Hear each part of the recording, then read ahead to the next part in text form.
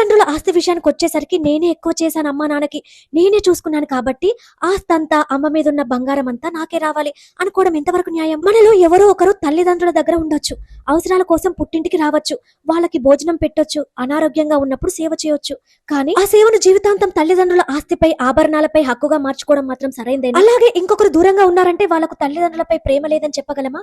ప్రతి ఒక్కరి పరిస్థితులు ఒక్కోలా ఉంటాయి. తల్లిదండ్రులు ముగ్గురు పిల్లల్ని పెంచినప్పుడు వాళ్ళ ప్రేమను లెక్కలేసి పెంచలేదు కదా, మరి చివర్లో ఆస్తి ఆభరణాల విషయంలో మాత్రం నాకే ఎక్కువ అని ఎందుకు? ఎవరికి ఎంత హక్కు ఉందో చట్టం తల్లిదండ్రుల నిర్ణయం చెప్పాలి, మన స్వార్థం కాదు. మనం చేసిన సేవకు విలువ ఉండాలి, కానీ అదే సేవను తోబుట్టువుల హక్కు తీసుకునే కారణంగా మార్చకూడదు. ఇలాంటి ఒక ఆలోచనతోనే ఈ రోజు నా రోజు మొదలైంది. ఇక వీడియోలోకి వచ్చేస్తే దుర్గామాత టెంపుల్ కి వెళ్ళాను బోనాల సందర్భంగా. అమ్మవారిని దర్శనం చేసుకుని ఎలక్ట్రికల్ షాప్ కి వెళ్ళాం ల్యాప్టాప్స్ చూడడానికి. అక్కడ నుంచి ఫుడ్ స్ట్రీట్ కి వెళ్ళి నా కూతురికి క్రంచ్ మోమోస్ ఆర్డర్ చేసాం. తను తిన్న తర్వాత ఇంటికి వచ్చి మరుసటి రోజు సాయంత్రం నా కూతురు స్కూల్ నుంచి తీసుకొస్తూ ఫుడ్ కోర్ట్ కి వెళ్ళి ఇలా తినేసి ఇంటికి వచ్చాం.